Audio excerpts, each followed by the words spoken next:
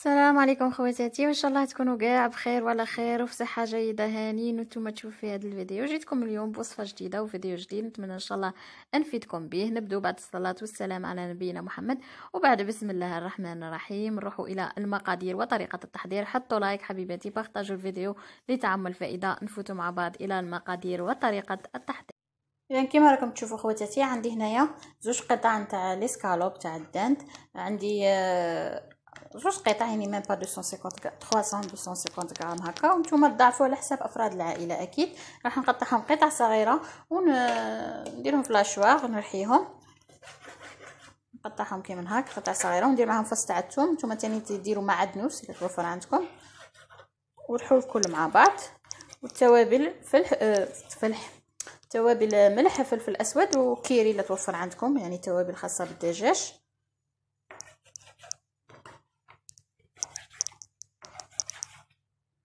اخواتاتي قبل ما نكمل، ما نرحيه، هنا نوجد مرصو نتاع خبز صغير كما راكم تشوفوا، طرف يعني صغير شويه.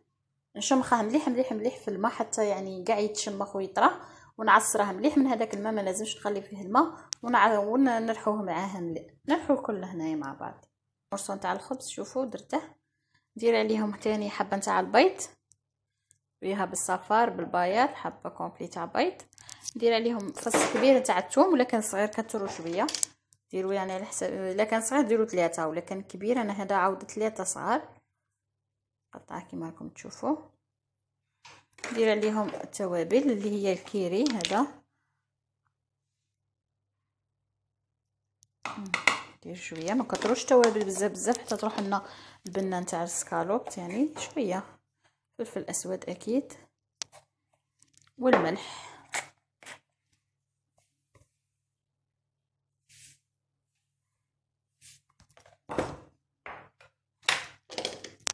نزيدو شويه، يعني انا هذه صغيره شويه، راح نطحن غير بشويه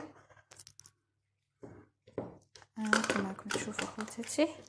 بسم الله.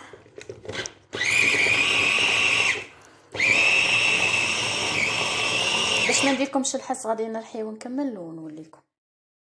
كما راكم تشوفوا خواتاتي، هنايا رحيت كامل هذاك ليسكالوب اللي كان عندي، نخليه دو كوتي. وهنا جبت شويه تاع السلق على حساب ثاني ليسكالوب وعلى حساب افراد العائله.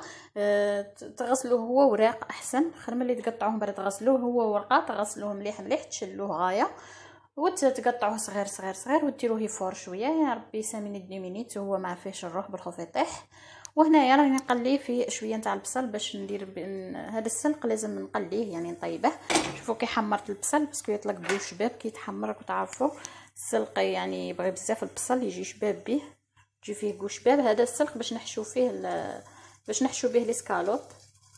قطع عليه هنايا شويه ثوم، حبه يعني حبه كبيره عبر تاع زوج ولا تاع فصوص نورمال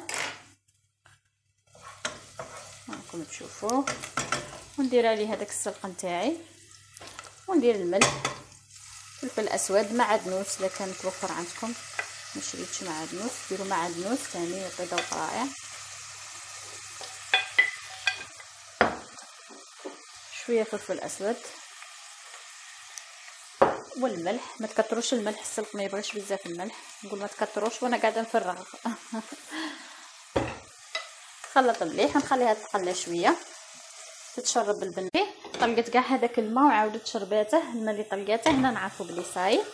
نوخرها على النار، نطفي عليها ونوخرها على النار، ونكسر عليها حبه نتاع البيض. هذه الحبه تاع البيض لازم تبقى خضراء باش تطيب في وسط الرولي الداخل. نكسر عليها حبه تاع البيض ونخلط مليح مليح مليح.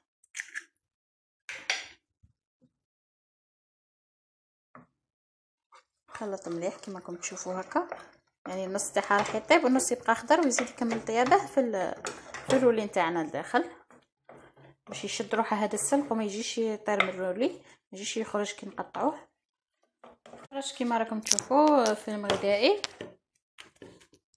هو اللي عاوني بزاف، باسكو الرولي تاعي هذا يجي يتلصق شويه. انا راح نقسمه على 2 باسكو الطاجين تاعي اللي نطيب فيه صغير شويه. نتوما لا عندكم طاجين كبير ديروا غواء على وحده، ولا عندكم طاجين كيفي صغير ديروا على 2، نقسموه مشيها كامل. لا غبنتكم شمخوا المغرف نتاعكم وبداو تمشوا بها. انا مشيتها شويه هكا وما كبرتش الحبه باسكو كما قلت لكم الطاجين نطيب فيه صغير.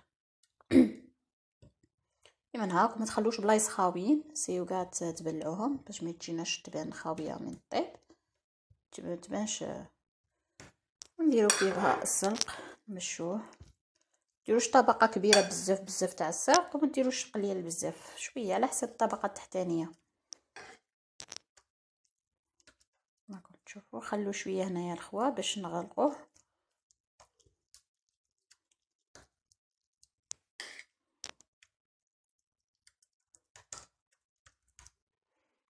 وهذا هو نلفوه على بركه الله.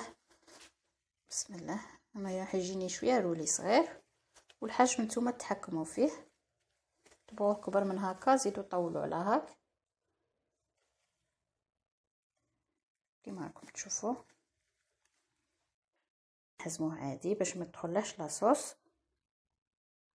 من الافضل تعاودوا تزيدوا تغلفوه ان دوزيام فوا. هنا عاود كيما لفينا اللبلة نعاودوا نلفوه هذه تاني بنفس الطريقه كما راكم تشوفوا، غير بشويه باسكو كي درنا فيها الخبز راهي شويه تلصق، غير بشويه سعفوها ولووها كيما راكم تشوفوا معايا. وما خليتش ليسباس منه باش نزيد ندوبليه كيما قلت لكم باش ما يدخلهاش لاصوص، باسكو انا غادي نطيبه في وسط لاصوص باش ما يدخلهاش. نحطه هنايا ونخلي شويه منه باش نحزن ونقطعه ونلفه هادي ونبقاو ندورو كيما درنا في الاول ونحزموه من الجهتين. حاجه سهله هنا. وانا خواتاتي نوجدوا لاصوص اللي راح يطيب فيها الغولي نتاعنا قبل ما نحمروه، من بعد نطيبه انا في لاصوص كيما هاك مع الشامبينيون كاع، ومن بعد نديرها يتحمر في شويه تاع دهان ويكتسب هذاك اللون الشباب. ليسونسيال ديت هنا كيما راكم تشوفوا شامبينيون يعني معلب نورمال تاع العلب هذاك. ديت راه تحته نص حبه نتاع البصل، لان كانت عندي حبه متوسطه، نص درته في السلق كيما شفتوا، ونص قطعته ديبتي صغار. شوفوا نمشي هذه ديبتي كيما هاك صغار، وهذه نقلعها ديبتي صغار. ومع هاد الشامبينيون درت لهم مغرف صغيره نتاع الزبده، مغرف نتاع الزيت، ندير لهم راس نتاع الثوم. الشامبينيون يبغي بزاف الثوم كما راكم تشوفوا. ندير لهم فلفل اسود، ندير لهم الملح، خليهم يتقلوا شويه ونمرق غير شويه. راكم معايا دوك تشوفوا كميه نتاع الماء ما نكثروش، غير باش طيب لنا هذاك الرولي نتاعنا. نملحو، حاجه رواحكم من الملح. ندير الحرور، هذا ما راح ندير، تبغوا ديروا رشه قرفه ديروا رشه قرفه، خلوهم يتقلوا شويه ونمرقوا. تشوفوا بعد ما تقلات لي مليح، يعني الشامبينيون يبغي يتقلى ما تعرفوا البصله الثاني. نمرق هنايا، ندير كاس الاول في 200 ملل. راني نعبر لكم بالكيسان باش نعطيكم العبر نيشان. كاس الزاوج راني في 400 ملل. نشوف اذا تقدني هذه الكميه. ابارامون نزيد كاس واحد اخر، زيد الكاس الثالث. وشوفوا نتوما الملح، يعني لا راكم دايرين نيشان الملح. وندير الغولي نتاعي يطيب، نتقبه برك شويه ما نتقبوش بزاف. نحطوه في الطاجين، عليها صغرته كما قلت لكم، الطاجين تاعي شويه صغير، ونتقبه باش يدخل له الطياب. ومام البنه تجي تجي البنه في المرق نتاعي نتاع الرولي. تقبوش بزاف تتقطعوه شويه غير باش يدخله. نغطي عليه نخليه على نار متوسطه ويطيب مده حتى 45 دقيقه باش يطيب لنا ويجي بنين. وراح نعطيكم الوقت بالضبط من يطيب ويكمل. خلوه يطيب ونشوفوه بعد ما يوجد. قبل ما ننسى برك خواتاتي، ما تخلوهاش طيب غير على جهه ماشي على الاسفل. انا هنا صاي قلبتها غير بغيت نوريكم، يعني مره على مره تولوا تقلبوها كيما هكا من كاع الجوايه باش طيب كاع كيف ماشي جهه طايبه وجهه تبقى خضراء. تعرفوا خواتاتي لا طيب لنا كاع كيف. وانا خواتاتي واحد نص ساعه هكا، نص ساعه 40 دقيقه ولا 35 دقيقه. شوفوا هنا حتى بدا يتحل معايا هنا، سيعرفوا بلي طاب وشد روحه. نقلعوا الرولي نتاعنا كما راكم تشوفوا، نقلعوه بكل سهوله ونحمروه في الزبده في الدهان، نحمروه في مغرف نتاع الدهان، مغرف صغيره نتاع الدهان. وهذه لاصوص نتاعنا نديروا لها لا كريم فريش باش تتقال معنا شويه. واللي ما عندهاش لا كريم فريش تحل شويه مايزينا، تحلها في شويه مايزينا، تحلها في شويه حليب ودير شويه مغرف ولا زوج. ديريه هنايا 3 مغارف فريش ونخلط مليح ونخليها تتقال شويه. ونزيد 4 مغارف كما شفتوا معايا نتاع لا كريم فريش باش نحصلوا على لاصوص بلونش. وهذا كيسموه نتاعي الرولي نتاعي غادي نحمره في المغرف نتاع دهان. وهنايا تقلوا معاها البطاطا مليحه رمضان، مليحه بزاف رمضان كما قلت لكم، تعاونوا روحكم بها، وصفه خفيفه ظريفه توجد بالخف، تقعدوش غير قاعدين في الكوزينه باطل. كما قلت لكم تقلوا معاها البطاطا دي غونديل وتزوقوا الطبسي نتاعكم يجي هبال. انا هنا مبغيتش نقلي البطاطا، مكاش ليا كل ما نضيعش غير لاصوص مع هذه خير وبركه مع الشوربه الحمد لله يا ربي. ليسونسيال غادي نخليها تتقل، هذه غادي تشوفوها تقلت صاي حبسوا. ولا نحمر الغولي نتاعي نحله ونحمره نقلع على هذا الصاج. على كريم فريش نتاعي غادي نزيد شويه هنايا باسكو ما تقلتليش، ما جبتها تنشف كاع. نزيد قد 2 مغارف ولا 3 واحد اخرين شويه خفيفه، هذه عليها ما تقلتهاش مليح على حساب النوعيه تاع لا كريم فريش. كيما هاك نورمالمون غادي تتقل. وهنا راني نقلي ولا نحمر في الغولي نتاعي كيما راكم تشوفوا، نقلبه من كاع الجوايه نخليه يتحمر مليح في مغرف تاع دهان. ونشوفوا مع بعض في صحن التقديم. وهذا هو الرولي نتاعنا خواتاتي، تقطعوه يعني فاسيلمون. شوفوا جاي شاد روحه من الداخل، شوفوا ما شاء الله. ولاصوص نتاعي انا دات لي ماشي غير 4 مغارف كما قلت، دات لي كاع قابصه نتاع لا كريم فريش، يعني لتر في 200 ملل باش تقالت لي وجات شابه.